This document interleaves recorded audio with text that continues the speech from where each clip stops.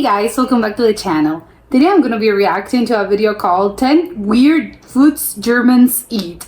How weird can it get? I think probably, I don't know, bratwurst. I think that's maybe a little bit weird, but I don't know because it's 10, so I'm a little cautious about this. Intrigued, but cautious. So let's check it out and comment, like and subscribe.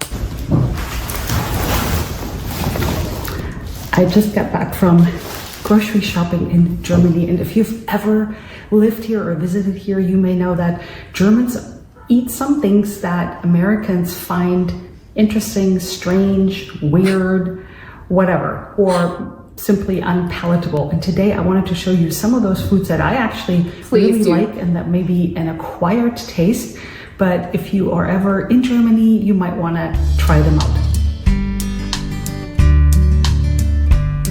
The first thing is something that I do remember from my childhood, and that is Zwieback. And what is Zwieback? Basically, it is a very light white sandwich bread that is sliced, and then the slices are dried. So it's a little bit like the Italian biscotti.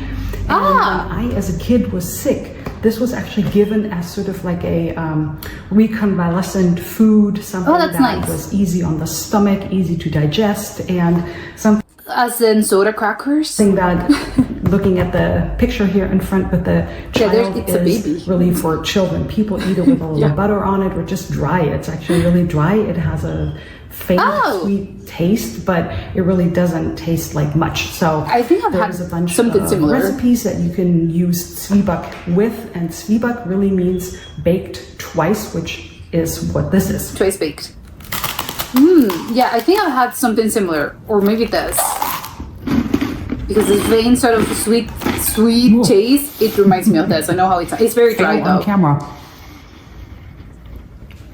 it really tastes like you take white sandwich bread, slice it, and toast it. Yeah. Until it's crunchy. So it has a bit of a sweet taste, very faint. Not like a cake type of sweetness. No. And it's super light and airy, and yeah, it's good. You could probably put some jam on it or something like that. Yeah. But it's a little dry. Even like this. Sticking with the jam. childhood theme, the next thing is Ovo Maltine. Ovo Maltine is a that's normal drink powder, and what this really is it's 51% barley malt, and then it's cocoa delicious. Powder and sugar and some other ingredients. I love this actually. Recipe has changed over the years, but I remember having this as a child in the mornings for breakfast, and I think it was very common for a certain generation. I think they used to have this a lot. It was supposed to be a very nutritious, energy-giving drink, probably because of the barley malt. Yeah, I don't know how nutritious though. They say it's a very classic thing. So that's something that I do remember from my childhood, and that is very specific in Germany, and that I haven't seen anywhere else on this planet. Well, actually, so here's my Ovo Maltine malted. It's delicious. No, it's good. Malted drink. I guess I could see why people would find it weird, but if you had it, it's good. I'm jolted back into my childhood, and it is more malty than chocolatey, but it also depends on how much actually you use. It's a strange flavor, but it's good. Thick. It's pretty diluted, but if you'd like it sweeter and a little bit more pronounced, you add a little bit more powder to it. But add to your heart's content. What I like about it is that it's not overly sweet. Yeah. Sticking with the drinks. Okay, what is this? Trunk basically means bread drink, and that is what it is. My guess is this originated somewhere in Eastern Europe, and essentially it is sourdough bread, dried, and you pour water over it and let it ferment, and that it has a slightly fermented, fizzy, low-calorie drink that is a probiotic, so because it's fermented. Kombucha? And I'm going to try to actually make this myself. As I was looking at it, I was thinking that's a great idea if you have any leftover homemade, really good sourdough bread. True. It would probably be really simple to make this at home. Yeah. Like I said, it's very healthy, it's very low calorie. Check back on this channel because I will try to come up with a recipe for this and see if you can make it at home. That looks fun. Yeah, what does it taste like though? it's a slightly sour taste, almost like sauerkraut juice, but not as acidic as sauerkraut juice, but very refreshing and healthy tasting. But I like it. I wonder if it's I want to have this so badly. Maybe this isn't so weird, but the idea of having curry ketchup, this is actually a Gewürz ketchup with curry taste, is somewhat foreign for most Americans. And this is something, Gewürz ketchup, curry ketchup, how we say it in German. And that is something that you either have with your barbecue, you can have it over A hot dog? steaks or some other meats, but most of the time you find this over currywurst, basically a curry sausage. So it's a sausage with a bratwurst, and then you pour this over it and you have it with French fries. Very traditional German food. Love that. Next up, we have Heringssalat, which is basically a herring salad. Yeah. This is a pickled herring in a dressing with red beets and cream, and then depending on the recipe, you might find root celery pieces in it. You might find some egg. There's a lot of recipes how you can make this at home. We would have it for New Year's Eve. And you can have this for breakfast on your bread for a hearty breakfast. Some people eat it for supper or not for breakfast. I don't know how else you would eat it, but this is something that I find actually really delicious, but it may be somewhat foreign to most American palates. Yes, definitely no. But I think it's good. Yeah, I can see why it would be a little weird.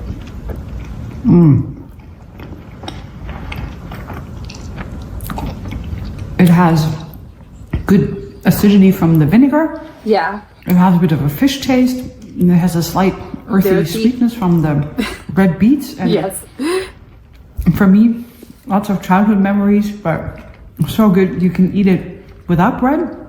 On its own. Eat it with maybe some frankfurters or wieners, some sausages. Oof, that'd be so good. Yes. You could eat it with some hard-boiled eggs and or with potatoes. So.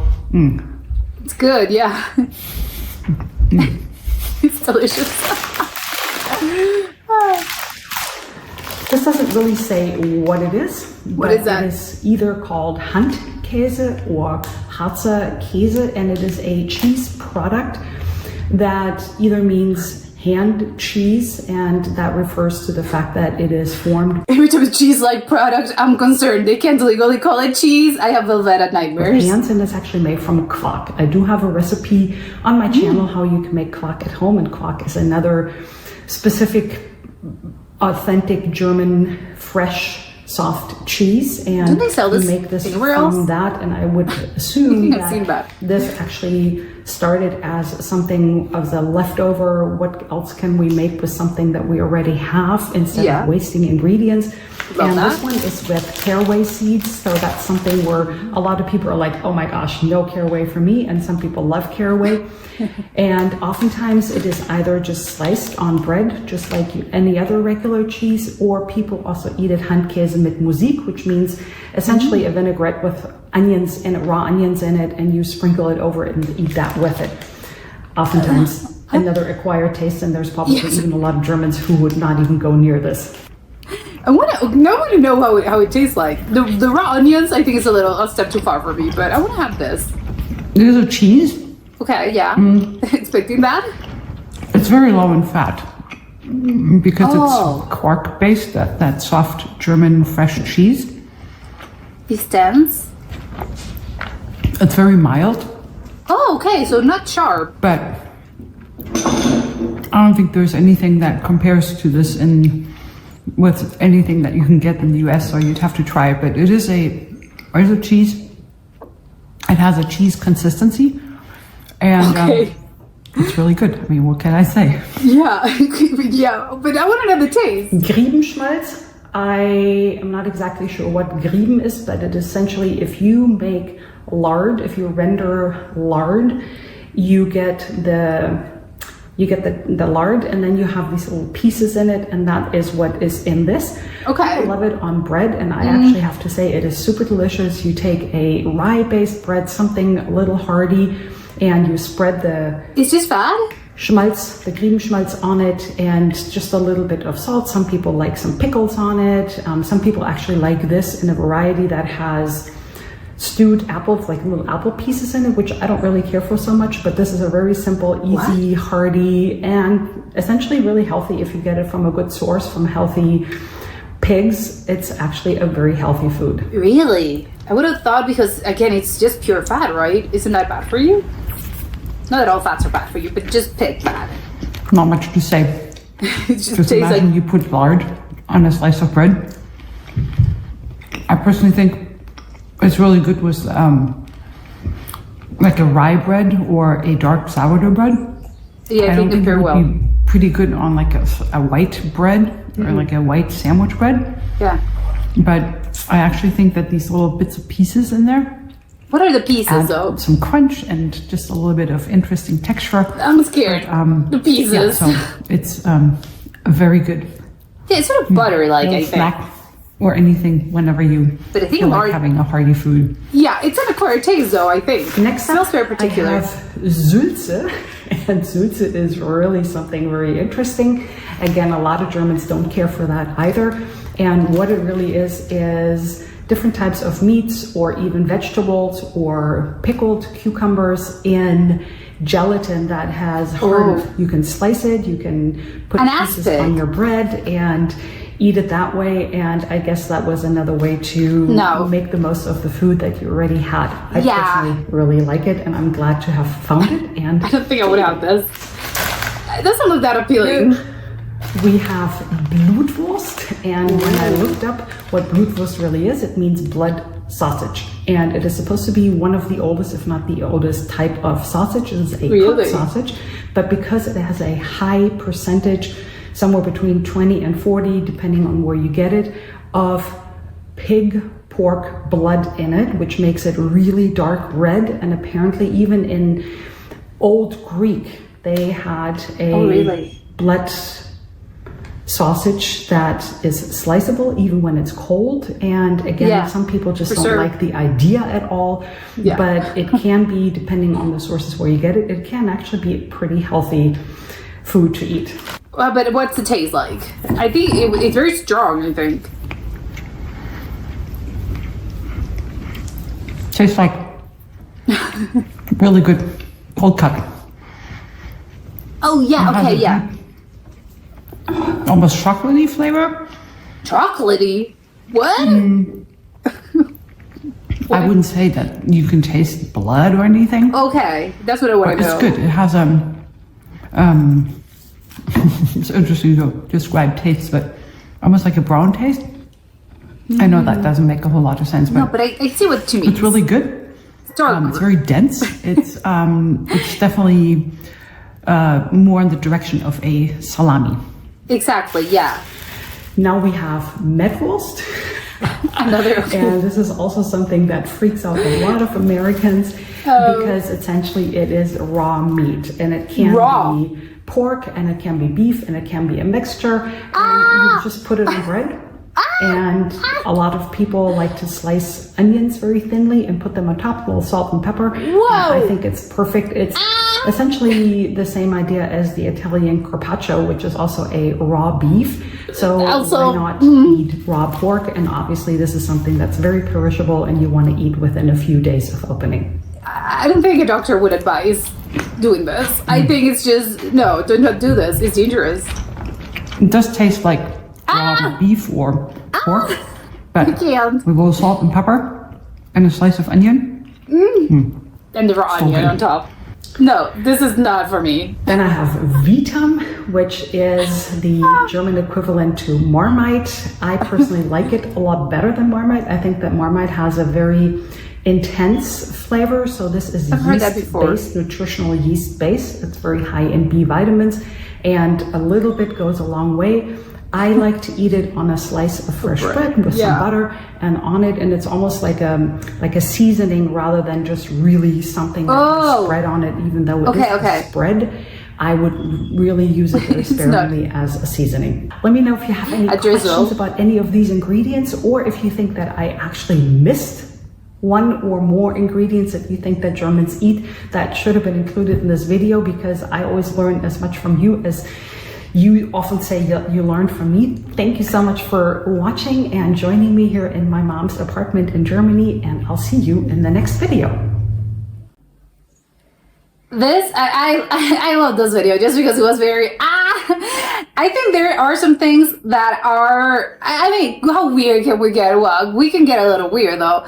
I think some of those things, I don't know, I just think they're not that strange. I think, but maybe, yes, yeah, for the average, probably for the average American, I think those are maybe things, maybe a little, I don't know, maybe in modern times. I think a lot of these things are kind of older. I don't know how to explain. I think maybe older generations are probably going to be a little more familiar with a lot of these things. But yeah, probably the medium sort of American it's going to be a little shocked or maybe freaked out about a lot of these things. But I mean, ultimately, there are some really good things. Let's start with the good things. The Ovomaltine, love that. It's delicious. There's, again, a lot of these things. I think the cheese kind of flavored products, I think I would want to have those. I think those look very interesting. Anything cheese-like, I think it's just, again, it's going to be probably good if you like cheese. I think you're pretty, who doesn't like cheese? Well, I know there's people who don't like cheese. But most people, I think, would be open to trying this. I think it would be, yeah, sure, I want to have this. I think it looks good. The drink, the bottled drink that came out of, it was fermented bread. I am a little unclear on how exactly they do this. She mentioned you could easily do this at home if you have some sourdough, probably some sourdough starter. I would love to know A, how it's done, and B, because she mentioned it's very, I think it's, it's very something slightly acidic, because of course it comes from sourdough. It's a yeast kind of, it's a product of yeast. So yeah, I kind of get where the flavors are coming, but I think I am imagining something, a kombucha, which I think is very particular, because even though you have, kombuchas also come in so many different types of flavors and so many different types, and you can have it homemade, and the homemade ones taste different from the ones that you could get at a supermarket or at a store. But it's very, I don't know how to describe kombucha. I think it's just, it's just a particular taste. It's sort of bubbly and refreshing. It's good. It's not overly sweet at all, but it sort of has a sweetness to it, but it's not as if it doesn't taste like raw sugar. It's just slightly sugary. It's not sugary, it's just slightly sweet, but maybe it's not that it's sweet. It's just that it doesn't taste sour. I don't know how to explain it. And again, I can see why it would be very different to explain, a flavor profile. I don't know, unless you're probably a chef or something. It's, oh yeah, I can see, I can sort of taste the things, and I can sort of remember, yeah, this tastes like fennel seeds. I don't know. But that was on top of my list, because I think it looks, oh my god, I want to have it. And she mentioned it's really refreshing. I think it would be very good during summer. And yeah, when you're hot, again, that's kombucha a little bit. You can have kombucha every single, whenever you want to. But I want to know if this tastes, again, how similar to kombucha is like. It's like this drink, I can't remember the name. But because I think kombucha is likely, I don't know, bubbly. You can feel the I don't know, just sort of the gas. But in this one, it seemed quite flat, which I think is very, I'm very interested in this. And do you put it in a fridge? Do you eat it warm? I think maybe you would put it in a fridge, but can you eat it? Can you have ice? Because that's weird, right? I think you have kombucha, just cold kombucha, but you wouldn't have it, with some ice. So this doesn't, and I know Europeans are weird about ice sometimes. So I think you would put it in the fridge and you would eat it, you would drink it cold. But again, I'm so curious about this. I'm even more intrigued by the fact that you can apparently very easily do this at home, which, okay, please let me know how. The curry ketchup, that one I think it looks good as well. She obviously, I think it would be very good with some currywurst, or yeah, of course, sausages of any kind, I think, and some sort of meat as well. But I was thinking maybe you could have it, and maybe it's a little weird, this combo, but maybe you could have it in a sandwich as well. They don't really do this, but I don't know, in a sandwich, and you put some sliced cheese and I don't know, some other kind of vegetables, some pickled onions. I don't know, I think it would be very good. Some pickles as well. I think I would love that. I wonder if they don't sell this anywhere else, because it's a really good, I think it would be very popular outside of Germany. It's just, again, it's good. Who doesn't like, everyone loves ketchup, and who doesn't love curry? I think they should probably sell this somewhere else, but maybe they already do, and I'm just a little unaware of it. The other, the ones that I'm a little, because again, I'm very open to trying all of these things. I think it would be, yeah, sure, why not? But the one that I'm a little, oh wow, I don't know if I would go there. Is the raw pork one? I don't know. I think this is, raw pork. I think a lot of people, a lot of scientists, a lot of doctors will tell you it's really not you're not supposed to eat this. I think raw pork is one of those things that it's like chicken. You're supposed to really cook this. I know that people are eating raw chicken, but you're supposed to really cook this. So I'm a little concerned about how you're eating raw pork, but maybe obviously it's not about, because again, it's not maybe necessarily a bad thing. And you of course you have to buy it on the very same day. You have to eat it on the very same day you're buying this. Do not go a lot of hours with this out in the open. Even if it's a fridge, you have it refrigerated. Absolutely not. You're gonna have to eat it in the moment. But even then, again, it's very raw looking, and I think it was very surprising to me. I'm going to put this mildly. Very surprising, quite shocking, just to see the whole, oh, that's raw. It's pretty raw, and you're putting this on toast, and it's raw. And I don't know, the taste I'm not a meat eater. I do not eat meat, but it's fine. I can handle whatever. But this, seeing this in this bread, the raw thing, the raw pork, and it's being spread on toast, I am a little, whoa, that's quite intense. And then they do raw onions on top, as if it's not enough, the raw pork, it's onions on top, which I think raw onions, not that, onions are good, but raw onions, I think are, are quite intense as well. I think you need to be in a very particular sort of frame of mind to have them. I don't know, maybe that's just me. It's not that it's bad, but again, you need to be in the mood for it, because raw onions are quite intense. They're quite, wow, this is a raw onion. So raw onions and raw pork, whoa, you're not for the faint of heart. Absolutely not.